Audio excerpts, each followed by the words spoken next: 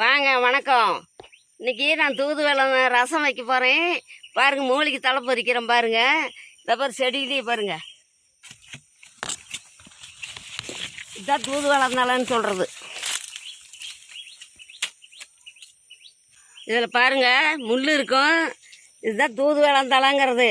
இது ரசம் வைக்கலாம், சட்னி செய்யலாம். இது சாப்பிட்டா உடம்புக்கு, காலு கைக்கு, மூட்டு வலிக்கு, வாவிக்கு, பசி எடுக்கிறதுக்கு எல்லாத்துக்கும் இது உபயோகம். பாருங்க குட்டி, இதை முடக்கட்டை தலை பறிக்கிறோம் பாருங்க. தலையை பறித்து காட்டுறோம் பாருங்க.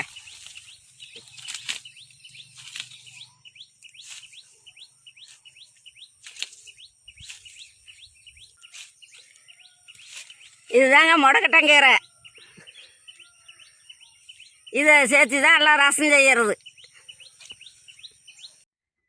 வாங்க, மூலிகை ரசம் வைக்கிறேன். அதுக்கு என்னென்ன பொருள் நான் போட்டு ரசம் வைக்கிறாங்கன்னு பாருங்கள்.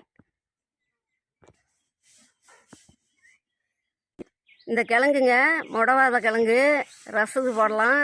இது ஏற்காட்டில் பாறையில் தான் வரும், மற்ற இடத்துல வராது. இது எங்கள் பேராண்டி எங்களுக்கு மூட்டு வலிக்கு வாங்கி வந்து கொடுத்தாப்படி. அது ரசம் வச்சு குடித்ததால தான் எங்களுக்கு மூட்டு வலி இல்லை, நல்லா இருக்குது உடம்புக்கு. அதனால இன்றைக்கி பாருங்கள், மூட்டு வலிக்கு இந்த ரசம் வைக்கிறேன். இந்த கிழங்கு பாருங்கள், இப்படி தான் இருக்கும். அதை செதுக்கி எடுத்து நம்ம இஞ்சி மாதிரி கொஞ்சம் கொஞ்சமாக செதுக்கி நம்ம போட்டுக்கலாம். சுத்தம் பண்ணி வச்சுக்கிற கிழங்க இதில் சேர்த்திக்கலாம். மிக்சியில் போட்டு அரைச்சிக்கலாம். பச்சை கொல்லை நல்லா கொஞ்சம் சுத்தம் பண்ணி தண்ணியில் போட்டு அரித்து மிக்சியில் போட்டு அரைச்சி ரசத்துக்கு சேர்த்திக்கலாம்.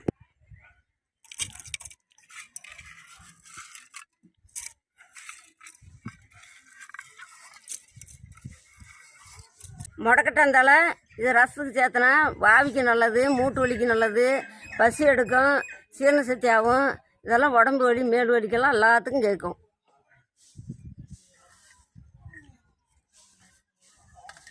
இது தூதுவளந்தலை ரசத்துக்கு போட்டு ரசத்தில் வச்சு அரைச்சி ரசம் வச்சா உடம்புக்கு நல்லது, கால் கைக்கு வலி, நரம்பு வலி எல்லாத்துக்கும் கேட்கும். கொத்தமல்லி போட்டுக்கலாம்.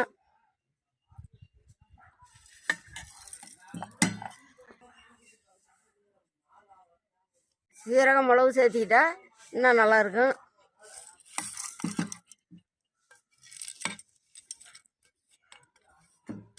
பூண்டு கொஞ்சம் வெள்ளாங்க பூண்டு போட்டுக்கலாம். வரமிளகா போட்டுக்கலாம் தேவையான அளவுக்கு. சின்ன வெங்காயம் கொஞ்சம் போட்டுக்கலாம்.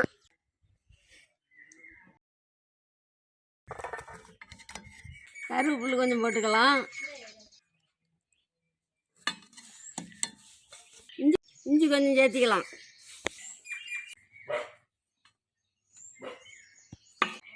புளி ஊற வச்சுக்கலாம். ரசம் வைக்கிறேன் பாருங்க, எண்ணெய் ஊற்றுறேன் பாருங்க. கடுகு போடுறேன் பாருங்க. பாருங்க கடுகு இப்போ அரைச்சி வச்ச செலவெல்லாம் போட்டு வளர்க்குறேன்.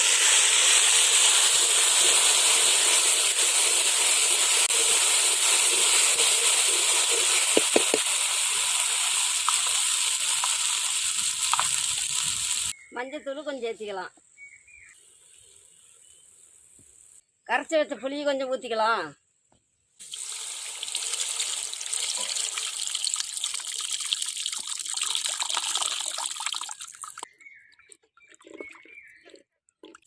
தேவையான அளவுக்கு உப்பு போட்டுக்கலாம்.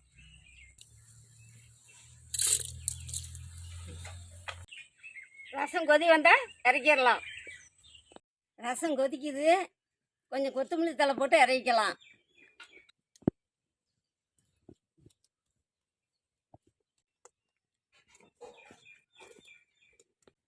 நல்லா வாசமாக இருக்குது பாருங்க.